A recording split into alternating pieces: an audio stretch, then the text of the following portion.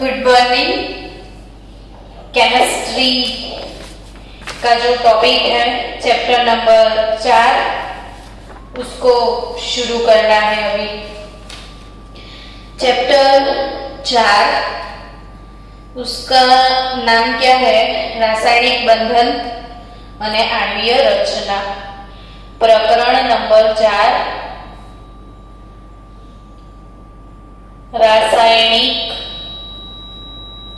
बंधन અને आणवीय रचना આપણે આ ચેપ્ટર શરૂ કરવા જઈ રહ્યા છીએ।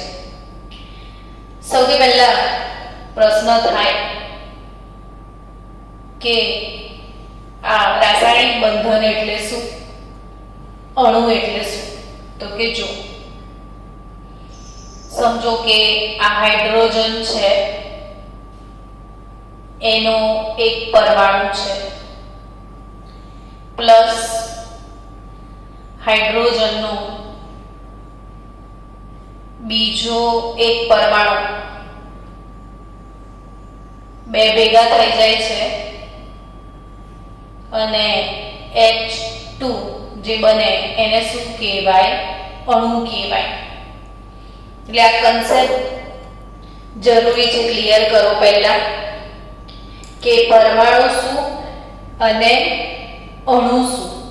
તો હાઇડ્રોજનનો એક પરમાણુ હાઇડ્રોજનના બીજા પરમાણુ સાથે જોડાય ત્યારે હાઇડ્રોજનનું શું બને છે? અણુ। ટૂંકમાં આ બેના વચ્ચે કોઈ બંધ બન્યો છે જેને શું કહો છો? રાસાયણિક બંધન। આ બે પરમાણુ વચ્ચે બંધ બન્યો છે જેને શું કહેવાય? રાસાયણિક બંધન કહેવાય। અને આ બે વચ્ચે રાસાયણિક બંધન થઈને હાઇડ્રોજનનો શું બને છે? અણુ। તો એ રાસાયણિક બંધનના અંતે બનશે શું? અણુ। એટલે ચેપ્ટરમાં શું રાખ્યું છે? બેની સમજણ, રાસાયણિક બંધન અને आणवीय રચના। એટલે આ બંને વચ્ચે જે બંધન થયું ને અણુનું શું થયું? નિર્માણ થયું। ને એ જે અણુનું નિર્માણ થયું એની રચના કેવી હશે? એમ દુનિયાભરમાં દરેક તત્વો એકબીજા સાથે જોડાય છે। જો સોડિયમ હોય, ક્લોરીન હોય તો આ ધન આયન અને ઋણ આયન વચ્ચે આકર્ષણ હોય જ, ધન આયન અને ઋણ આયન। કેમ કે ધન આયન પર ધન વીજભાર હોય, ઋણ આયન પર ઋણ વીજભાર હોય અને બે વિરુદ્ધ વીજભારો હોય તો એમની વચ્ચે આકર્ષણ હોય જ। એટલે ધન અને ઋણ વીજભારો વચ્ચે જે આકર્ષણ બળ નીપજે છે એના કારણે Na અને Cl નો એક અણુ બની જાય છે। હાઇડ્રોજનનો એક પરમાણુ હોય, હાઇડ્રોજનનો બીજો એક પરમાણુ છે, એના સાથે ઓક્સિજનનો પરમાણુ છે અને ઓક્સિજનના પરમાણુ સાથે હાઇડ્રોજનના પરમાણુઓનું આવી રીતે બંધન થાય છે અને H2 એક O અણુનું નિર્માણ થાય છે। તો અહીં પણ તમે જોઈ શકો છો કે આ બે હાઇડ્રોજનના પરમાણુ, એક ઓક્સિજનનો પરમાણુ ને આ ત્રણ પરમાણુઓએ મળીને પાણીના અણુની રચના કરી। અહીંયા બે આયનોએ મળીને NaCl ના અણુની રચના કરી। અહીંયા આયનો મળ્યા છે, અહીંયા પરમાણુઓ મળ્યા છે, અહીંયા પરમાણુઓ ભેગા થયા છે। એટલે ઓબ્વિયસલી સૌથી પહેલા આપણે આ ચેપ્ટરમાં રાસાયણિક બંધન શું છે તો કે આ પરમાણુઓ ભેગા થયા, આ આયનો ભેગા થયા, આ પરમાણુઓ ભેગા થયા ને એમની વચ્ચે કોઈક ને કોઈક પ્રકારનું આકર્ષણ બળ હતું। એટલે જ ભેગા થયા, કંઈક કારણોસર જ ભેગા થયા હશે। કયા કારણોસર ભેગા થયા હશે, એ જ આપણું પ્રકરણ છે આખું. એટલે સૌથી પહેલા તમારી નોટમાં વ્યાખ્યા લખી લો કે ભાઈ રાસાયણિક બંધ એટલે શું. આ પ્રકરણમાં ઘણી બધી વ્યાખ્યાઓ આવશે, તો દરેકે દરેક વ્યાખ્યાઓ આપણે લખતા જઈશું અને સમજતા જઈશું. જુદા જુદા પરમાણુ, જુદા જુદા પરમાણુ કે આયનને, જુદા જુદા પરમાણુ કે આયનને એકબીજા સાથે જકડી રાખતા, જુદા જુદા પરમાણુ કે આયનને એકબીજા સાથે જકડી રાખતા આકર્ષણ બળને રાસાયણિક બંધ કહેવાય. બાળકો, આપણે બહુ સ્પીડમાં ભણવું જરૂરી નથી. મને થોડુંક આરામથી અને ધીરે ધીરે ભણાવવાની આદત છે. ઉતાવળ કરવાની બહુ આદત નથી.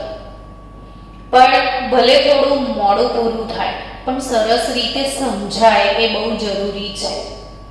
અને આ પ્રકરણ જો સમજણમાં આવી ગયું ને તો આ પ્રકરણમાંથી નીટમાં 2 પ્રશ્નો પૂછાશે 4-4 માર્કના. એટલે આપણે 8 માર્કના 2 પ્રશ્નો કવર કરવા માટે આ પ્રકરણને ઝીણવટથી શાંતિથી સમજવું બહુ જરૂરી છે. ભલે આપણે 10 લેક્ચર વધારે લેવા પડે પણ આપણે ધીરે ધીરે જ ભણીએ. કોર્સ તો મસ્તીથી પૂરો થઈ જશે, તમારે ચિંતા કરવાની જરૂરત જ નથી. એટલે એક એક વસ્તુ તમને નોટમાં લખી શકાય કે એના માટે બી ટાઈમ આપીશ. કલરફુલ પેન વાપરીએ છીએ જેથી કરીને સમજણ પડે કે આ ઓક્સિજનનો પરમાણુ છે, આ 2 હાઇડ્રોજનના પરમાણુ છે, ઓક્સિજનના પરમાણુ સાથે હાઇડ્રોજનના પરમાણુ જોડાયા, ટૂંકમાં 2 પરમાણુઓ ભેગા થયા ત્યારે એક અણુનું નિર્માણ થયું. પરમાણુઓ ભેગા થઈને શેનું નિર્માણ થાય છે? અણુનું. તો સાથે સાથે આપણે અણુની વ્યાખ્યા પણ શીખી લઈશું. પણ પહેલા રાસાયણિક બંધ કદાચ લખતા લખતા જ મોડે થઈ ગયું હશે. જો આ જુદા જુદા પરમાણુ છે, આ જુદા જુદા પરમાણુઓ છે, આ આયનો છે. હવે વ્યાખ્યા સમજો કે જુદા જુદા પરમાણુ હોય કે આયનો હોય એમને એકબીજા સાથે ચોંટાડી રાખે છે. આ બંને ભેગા કેમ થયા? તો કે બંને વચ્ચે કશું હશે. આ બંને ભેગા કેમ થયા? તો બંને વચ્ચે કોઈક આકર્ષણ હશે. આ ત્રણે ભેગા કેમ થયા? તો ત્રણે વચ્ચે કોઈક આકર્ષણ બળ હશે. અને એ ત્રણેને જે જકડી રાખતું આકર્ષણ બળ, જકડી રાખતું આકર્ષણ બળ, એને શું કહેવાય? તો કે રાસાયણિક બંધ કહેવાય. તો રાસાયણિક બંધ એની વ્યાખ્યા તમને 100% સમજમાં આવી ગઈ હશે. હવે આપણે સમજીએ કે અણુ એટલે શું. તો કે અણુ એની શું વ્યાખ્યા હોય? તો કે હા, અણુની બી વ્યાખ્યા હોય જ ને કે જુદા જુદા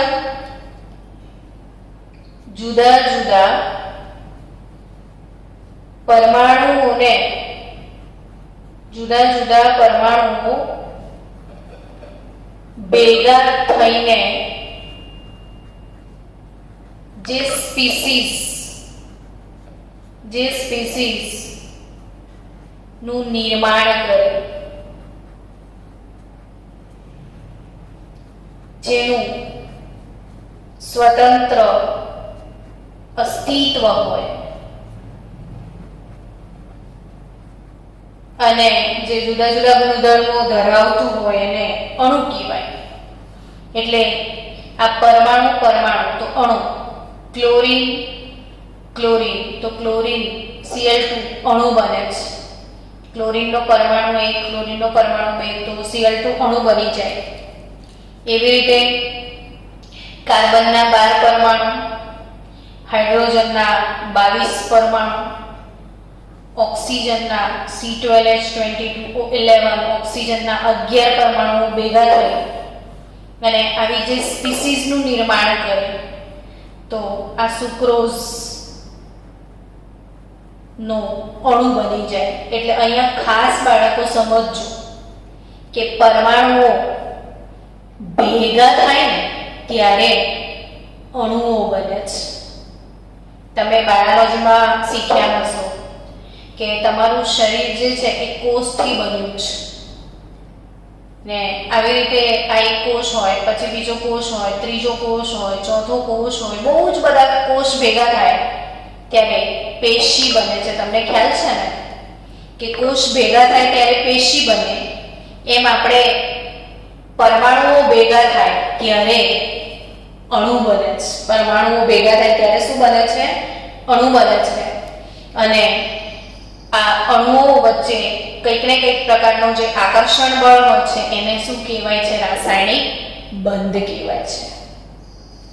એટલે તમને પ્રશ્ન થશે કે ભાઈ શું કામ વર્ષોથી બધા જ સાયન્ટિસ્ટના મનમાં પ્રશ્ન છે શું કામ આ લોકો એકબીજા સાથે જોડાય છે? કેમ આ રાસાયણિક બંધન થાય છે?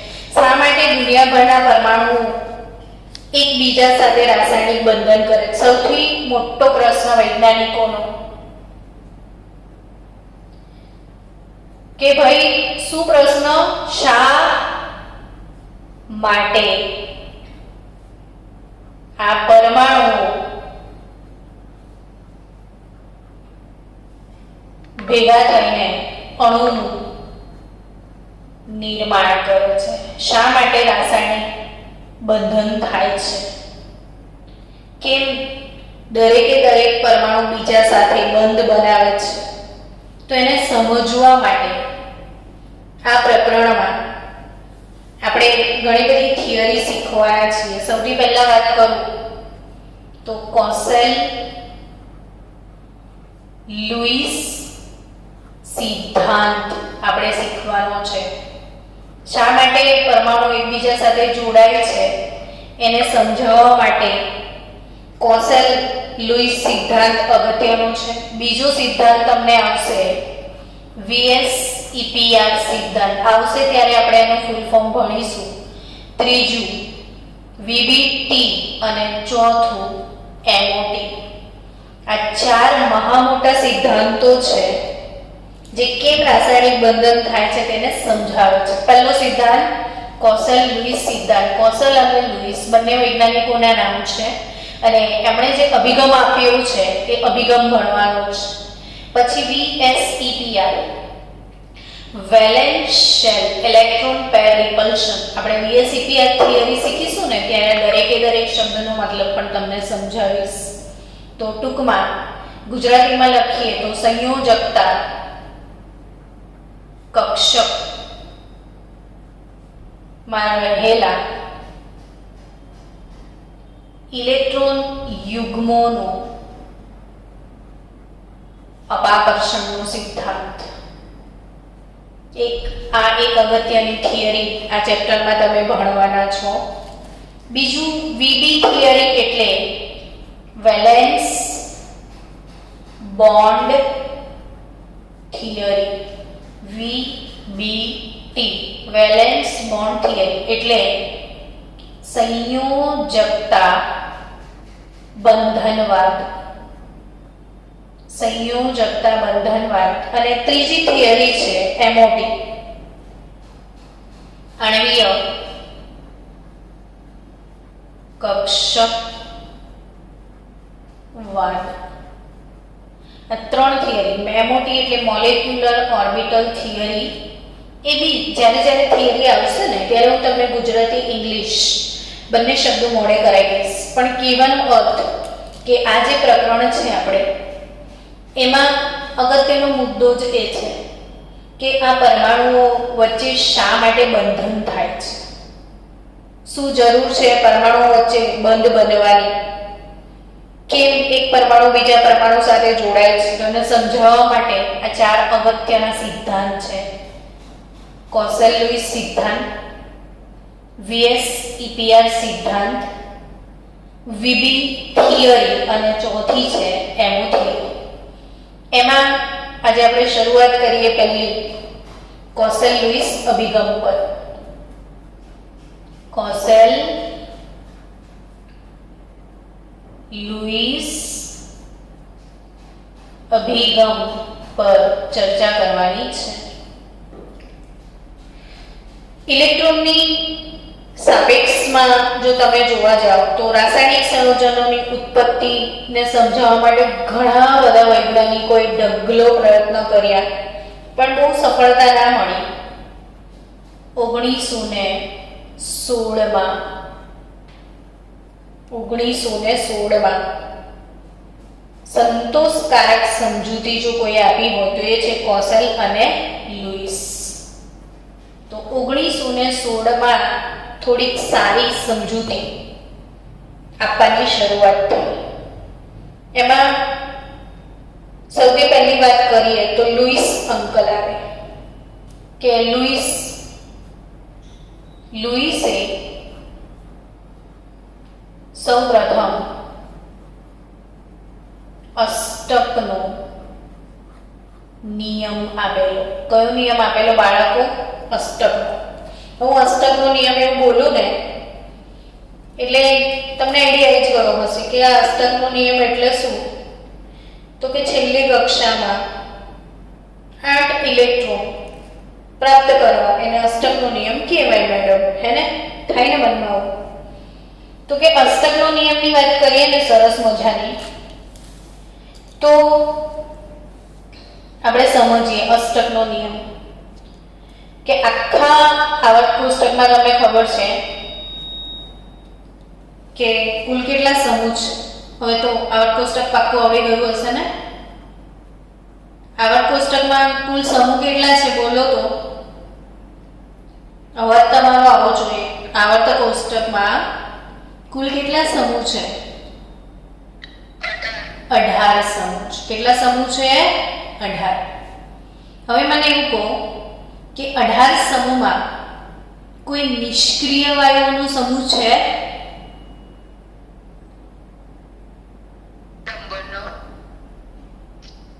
કયો સમૂહ નિષ્ક્રિય વાયુઓનો છે?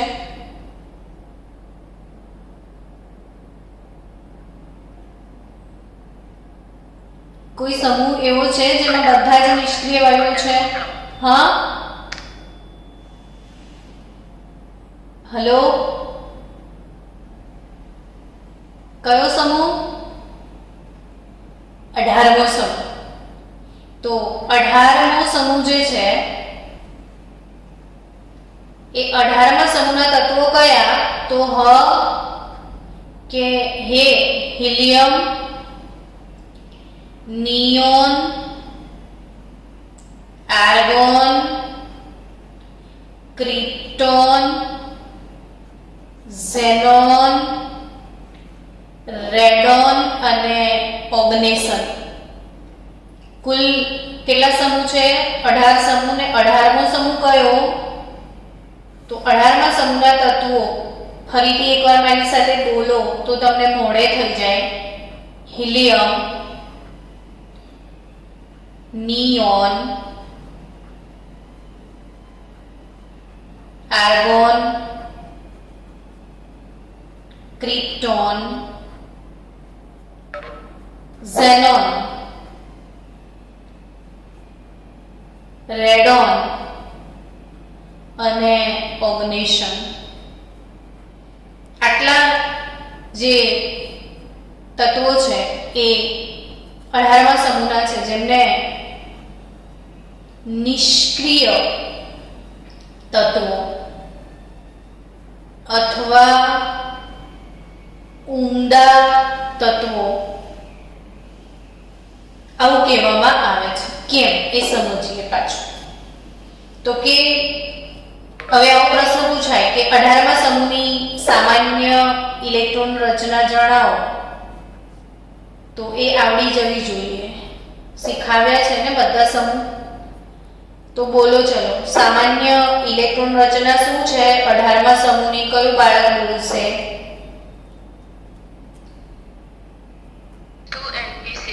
Yes, very good. Noble gas Ns2Np6 આપણી 18મા સમૂહની ઇલેક્ટ્રોન રચના છે. સામાન્ય ઇલેક્ટ્રોન રચના છે 18મા સમૂહની Ns2Np6. આનો અર્થ શું નીકળે બાળકો? તો કે આ જે છેલ્લી કક્ષા છે ને એમાં S કક્ષકમાં 2 ઇલેક્ટ્રોન ને P કક્ષકમાં 6, એટલે કુલ કેટલા? 8 ઇલેક્ટ્રોન થયા ને 8 ઇલેક્ટ્રોન થાય એને શું કહેવાય? અષ્ટક. હવે આ લોકોની છેલ્લી કક્ષામાં 8 ઇલેક્ટ્રોન છે, એનો અર્થ એવો થયો કે એમની છેલ્લી કક્ષા, હવે અહીંયા એમ બી સમજી લો કે છેલ્લી કક્ષાને બાહ્યતમ કક્ષા કહેવાય. છેલ્લી કક્ષાને બાહ્યતમ કક્ષા કહેવાય. તો આ જે છેલ્લી કક્ષા છે બાહ્યતમ કક્ષા, જેને સંયોજકતા કક્ષક પણ કહેવાય. 3 નામ છે એટલે યાદ કરી લેજો. છેલ્લી કક્ષા, બાહ્યતમ કક્ષક અથવા સંયોજકતા કક્ષક કે જે ઇલેક્ટ્રોન વડે સંપૂર્ણપણે ભરાયેલી છે. છેલ્લી કક્ષા ઇલેક્ટ્રોન વડે સંપૂર્ણપણે ભરાયેલી છે. ડકાર મારી દીધો છે, ધરાઈ ગયું છે કે હાશ મારે થઈ ગયું બધું જ. હવે વિચારો કે જેના પાસે 100% તમારી કેમેસ્ટ્રીમાં પરીક્ષા થાય ને 100 માર્કનો ટેસ્ટ હોય ને 100 માંથી 100 માર્ક આવે તો એ સંપૂર્ણ માર્ક્સ આવી ગયા, એને સંતોષ થઈ જાય. એમ આ પૂરેપૂરી ભરાયેલી છે. હવે જે પૂરેપૂરી ભરાયેલી છે એ લોકો કોઈને ઇલેક્ટ્રોન આપે પણ નહીં ને કોઈનો ઇલેક્ટ્રોન લે પણ નહીં. હવે કોઈને આપતા નથી, કોઈનો લેતા નથી, તો કોઈના સાથે કોઈ પણ પ્રકારનું રાસાયણિક બંધન એ લોકો કરતા જ નથી. એટલે સૌથી સુખી તત્વો આખા આવર્ત કોષ્ટકમાં સર્વે સંતુ સુખી, પેલું શું કહેવાય, સર્વે સંતુ નિરામયા, બહુ સુખીમાં સુખી તત્વો જે હોય ને એ આ લોકો છે. એટલે આમની જેલસી આખા આવર્ત કોષ્ટકમાં બધાને છે. બધાને એવી ઈચ્છા છે કે કાશ અમે 18મા સમૂહ જેવા થઈ જઈએ, અર્થાત કે કાશ અમારી છેલ્લી કક્ષામાં અષ્ટક હોય. એટલે એને અષ્ટકનો નિયમ કહેવાય કે લુઈસે આ જ નોંધ્યું. લુઈસે શું નોંધ્યું કે જ્યારે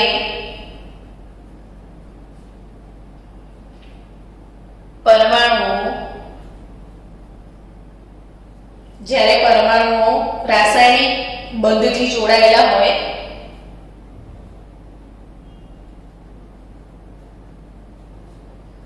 રાસાયણિક બંધથી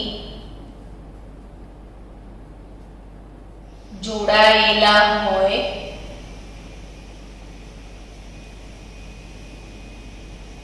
ત્યારે તેઓ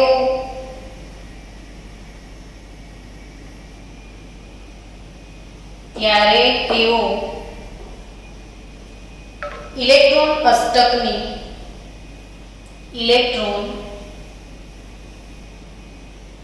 અષ્ટકની સ્થાયી રચના પ્રાપ્ત કરે છે.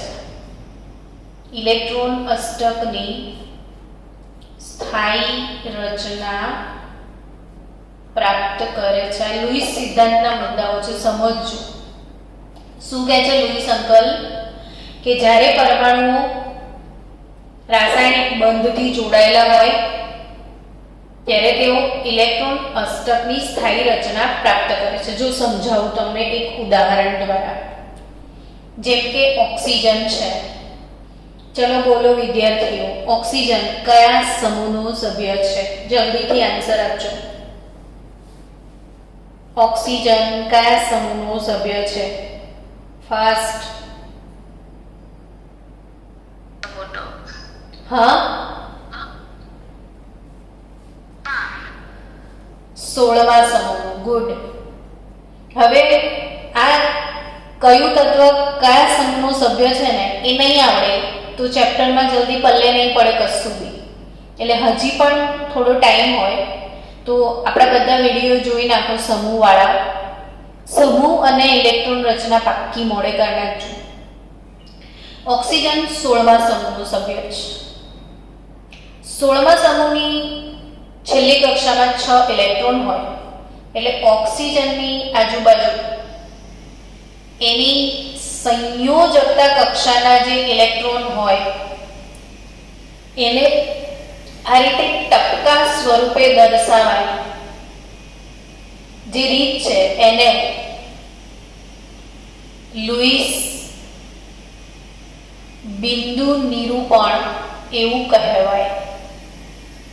છેલ્લી કક્ષાના ઇલેક્ટ્રોનને ટપકા સ્વરૂપે જે દર્શાવવાની રીત છે એને લુઈસ બિંદુ નિરૂપણ કહેવાય. તો આ ઓક્સિજનના 6 ઇલેક્ટ્રોનને મેં આ રીતે દર્શાવ્યા છે. હવે વિચારો કે ઓક્સિજનની પાસે 6 જ ઇલેક્ટ્રોન છે એટલે બિચારાને 24 કલાક મનમાં એવું થાય કાશ મને કોઈ પ્લીઝ 2 ઇલેક્ટ્રોન આપી દે તો મારે પણ અસ્તક થઈ જાય. ઓક્સિજનને કેવું છે મનમાં કે કાશ મને કોઈ 2 ઇલેક્ટ્રોન પ્લીઝ આપી દે તો મારી જોડે અષ્ટક થઈ જાય. એટલે એને બિચારાને અષ્ટક કરવા માટે 2 ઇલેક્ટ્રોનની બહુ જ લાલચ છે. જો એટલે હવે એની બાજુમાં બીજું ઓક્સિજન પરમાણુ હોય તો એની પાસે પણ 6 જ હોય ને.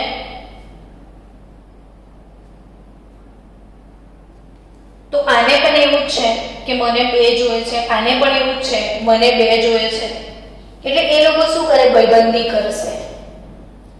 વિચારો કે હું અને આ ક્લાસમાંથી મારી જોડે કોઈ એક સ્ટુડન્ટ તમારી ક્લાસમાંથી છે, ચલો દિયા મારી પાસે છે, હું ને દિયા બજારમાં ફરવા ગયા.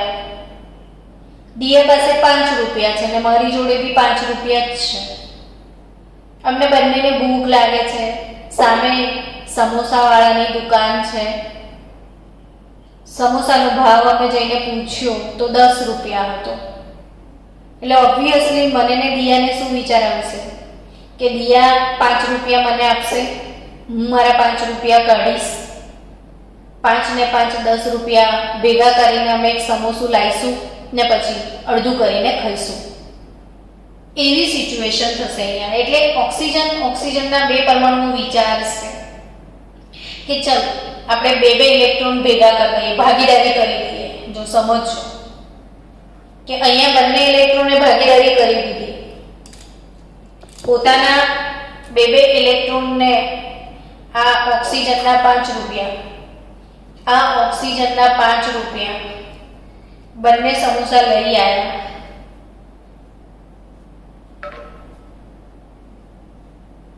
ને સમોસા લાયા પછી અડધા ખાવાના બંનેને વહેંચીને થઈ ગયું ને બંધન. જો હવે તમે ધ્યાનથી જોશો તો આ ઓક્સિજનનો પરમાણુ હતો, આ ઓક્સિજનનો પરમાણુ હતો, આ O2 અણુનું નિર્માણ થયું. આમાં શું બન્યું બચ્ચાઓ? O2 અણુ બની ગયો છે. પરમાણુને બદલે શું બની ગયો છે? અણુ. થઈ ગયું ને રાસાયણિક બંધન. તો હવે શું કહે છે લુઈસ? જો સમજો કે જ્યારે પરમાણુઓ રાસાયણિક બંધથી જોડાયેલા હોય ત્યારે તેઓ ઇલેક્ટ્રોન અષ્ટકની સ્થાયી રચના પ્રાપ્ત કરે છે. આવું લુઈસ અંકલે કીધું. તો આ લુઈસનો અષ્ટકનો નિયમ છે. તો જુઓ હવે ઓક્સિજનના પાસે કેટલા ગણવાના? તો કે 1 2 3 4 5 6 7 8 થઈ ગયા ને આ ઓક્સિજન પાસે પણ 8 થઈ ગયા. એટલે બંને પરમાણુએ અષ્ટક પ્રાપ્ત કર્યું એવું કહેવાય. સમજ્યા? તો અહીં જે અષ્ટક પ્રાપ્ત કર્યું છે એમાં ફક્ત છેલ્લી કક્ષાના ઇલેક્ટ્રોન જ ગણવાના, બીજા નહીં ગણવાના. જો મેં 16મા સમૂહના સભ્યની છેલ્લી કક્ષામાં 6 છે એ જ ગણ્યા છે. તો આ આવર્ત કોષ્ટકની અંદર તમામ પરમાણુઓને પોતાની છેલ્લી કક્ષામાં અષ્ટક પ્રાપ્ત કરવાની ઈચ્છા હોય છે. એટલે જ એ લોકો એકબીજા સાથે કોઈક ને કોઈક બંધનમાં બંધાય છે. ચલો આપણે સોડિયમ ને ક્લોરીનની વાત કરીએ. સોડિયમ ને ક્લોરીનનો સમૂહ કયો છે? બોલો ફાસ્ટ. સોડિયમ કયા સમૂહનું સભ્ય છે? જલ્દી બોલજો. સોડિયમ કયા સમૂહનો સભ્ય છે?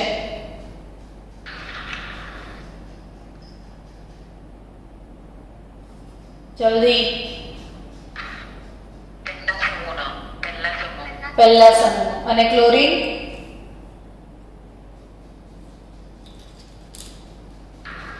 ક્લોરીન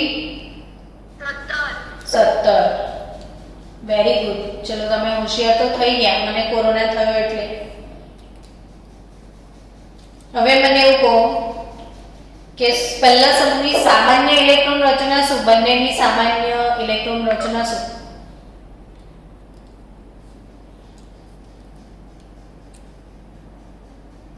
બોલો. NS1 અને બાજુમાં ઊંડાવાળું. ને આની ઇલેક્ટ્રોન રચના શું? ઊંડાવાળું. NS2 NP5. સમૂહ 1 એની છેલ્લી કક્ષામાં એક જ ઇલેક્ટ્રોન છે. જો આ એક ઇલેક્ટ્રોનને ગુમાવી દે તો ઊંડાવાળું બની જાય. આની છેલ્લી કક્ષામાં 7 છે. 17મો સમૂહ હોય ને તો છેલ્લી કક્ષામાં 7 ઇલેક્ટ્રોન હોય. એટલે એને એક મળી જાય તો NS2 NP6 થઈ જાય તો આ બી ઊંડાવાળું થઈ જાય. એટલે પહેલા સમૂહ વાળાને કેવું છે? ઘણી બધી વાર મેં શીખવ્યું છે ને તમને, કાશ મારો એક ઇલેક્ટ્રોન કોઈ લઈ જાય. એટલે સોડિયમ અહીંયા ભાગીદારી નથી થતી. જો અહીંયા ભાગીદારી થતી હતી, સમજજો વાતને, કે અહીંયા આ લોકોએ અષ્ટક પ્રાપ્ત કરવા ભાગીદારી કરી. અહીંયા આ લોકો ભાગીદારી નથી કરતા. ઇલેક્ટ્રોનનું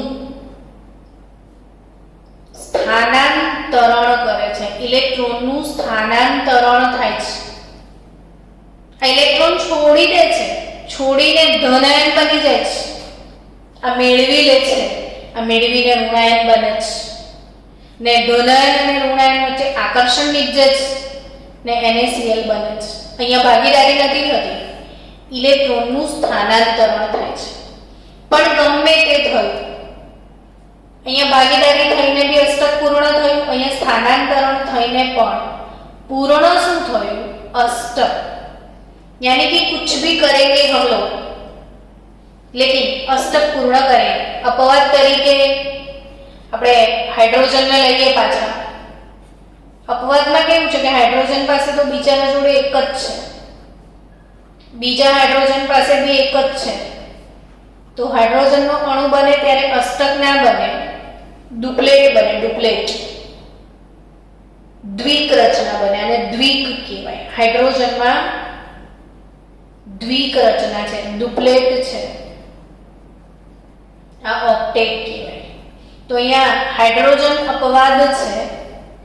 એ અપવાદને છોડીએ તો મોટા ભાગના તત્વો પોતાની છેલ્લી કક્ષામાં અષ્ટક પૂર્ણ કરવા માટે કાં તો ઇલેક્ટ્રોનની ભાગીદારી કરે,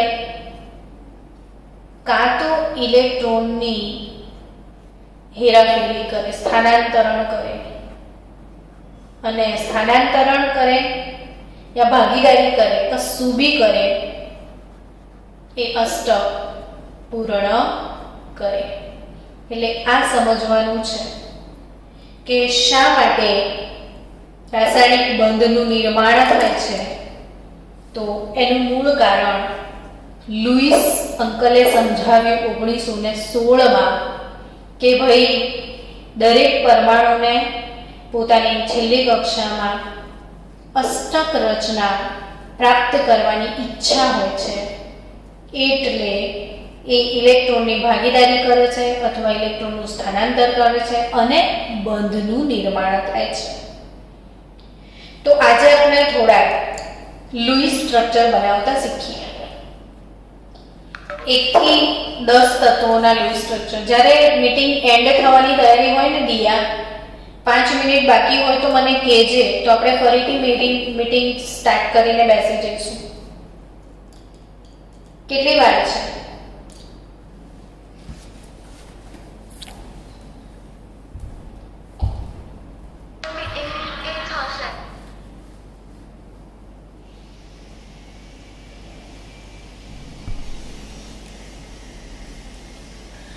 આપણે સ્ટાર્ટ કરીએ આગળનું મેનુ કે ભાઈ લુઈસ સંજ્ઞા તમને લખતા આવડે છે કે નહીં? તો લુઈસ સંજ્ઞા લખતા શીખીએ 1 થી 10 તત્વોની. તો ફાસ્ટ તમે પણ નોટબુકમાં 1 થી 10 તત્વો લખી દો. હ, હે, લી, બે, બ, ક, નો, ફ, ને. આ 1 થી 10 તત્વો મેં લખી દીધા. હવે લી, બે, બ, ક, નો, ફ, ને. હવે દરેકની સંયોજકતા કક્ષકમાં રહેલા ઇલેક્ટ્રોનને ટપકા સ્વરૂપે દર્શાવી અને લુઈસ સંજ્ઞા કહેવાય. તો હાઇડ્રોજનની હિલિયમ, હ, હે, લી, બે, બ, ક, નો, ફ, ને. આની ઇલેક્ટ્રોન રચના 1 થી 10 તત્વોની બધા જ બાળકો લખીને મને મોકલજો. પ્રેક્ટિસ કરવી બહુ જ જરૂરી છે. હાઇડ્રોજનની 1s1, હિલિયમની 1s2, લિથિયમની 1s2, 2s1, beryllium 1s2, 2s2, boron 1s2, 2s2, 2p1, 1s2, 2s2, 2p2,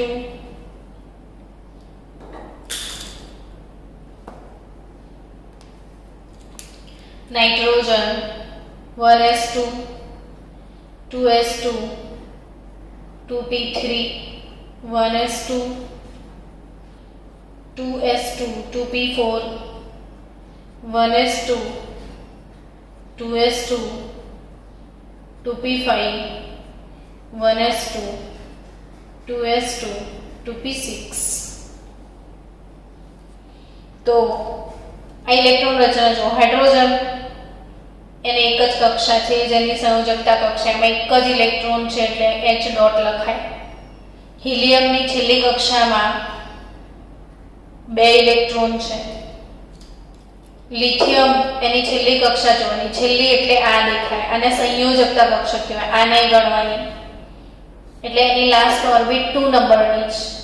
એમાં 1 ઇલેક્ટ્રોન છે તો Li 1 ઇલેક્ટ્રોન લખાય. બેરિલિયમ આ અંદરની કક્ષા, આ બહારની કક્ષા, એમાં 2 ઇલેક્ટ્રોન છે તો 2 ટપકા મૂક્યા. બોરોનની છેલ્લી કક્ષા 2s2, 2p1, એમાં 3 ઇલેક્ટ્રોન છે એટલે આ 3 ટપકા બોરોનમાં આવશે. કાર્બનની છેલ્લી કક્ષા એમાં 1, 2, 3 અને 4 ઇલેક્ટ્રોન છે. નાઇટ્રોજનની છેલ્લી કક્ષામાં 1, 2, 3, 4, 5 ઇલેક્ટ્રોન છે. ઓક્સિજનની છેલ્લી કક્ષામાં 6. છેલ્લી કક્ષામાં 6 ઇલેક્ટ્રોનને 1, 2, 3, 4, 5, 6 આ રીતે બતાવાય. ફ્લોરિનની છેલ્લી કક્ષામાં 7 એટલે 1, 2, 3, 4, 5, 6 અને આ 7. અને નિયોનની છેલ્લી કક્ષામાં 8 1, 2, 3, 4, 5, 6, 7, 8. તો આ રીતે આપણે જે છેલ્લી કક્ષાના ઇલેક્ટ્રોનને દર્શાવીએ ટપકા સ્વરૂપે એને લુઈસ બિંદુ નિરૂપણ કહેવાય. તો તમે લોકો પણ નોટબુકમાં મારી સાથે લુઈસ બિંદુ નિરૂપણ બનાવો. 1 થી 10 તત્વોનું આ બિંદુ નિરૂપણ છે કે હાઇડ્રોજન, હિલિયમમાં 2, લિથિયમમાં 1 છેલ્લી કક્ષાનું જોવાનું, બેરિલિયમમાં 2, બોરોનમાં 3, કાર્બનમાં 4, નાઇટ્રોજનમાં 5, ઓક્સિજનમાં 6, ફ્લોરિનમાં 7, નિયોનમાં 8. તો આ લુઈસ બિંદુ નિરૂપણ. હવે આવતીકાલે આપણે કોસેલનો અભિગમ શીખવાના છીએ. કાલે કઈ થિયરી શીખીશું આપણે? રાસાયણિક બંધન માટેનો કૌશલ અભિગમ શીખવાના છીએ. તો ત્યાં સુધી આજે જે શીખાયું છે મોડે કરી રાખજો. આવતીકાલે આપણે કૌશલ અપ્રોચમાં જઈશું. તો કૌશલ અપ્રોચ એ શું છે? તો કે કૌશલ અંકલે શીખાયું છે કે આયનિક બંધ કેવી રીતે બને છે. કૌશલે શું શીખાયું છે? આયનિક બંધ કેવી રીતે બને છે. એટલે આપણો નેક્સ્ટ ટોપિક જે છે કૌશલ અપ્રોચ અને કૌશલ અભિગમ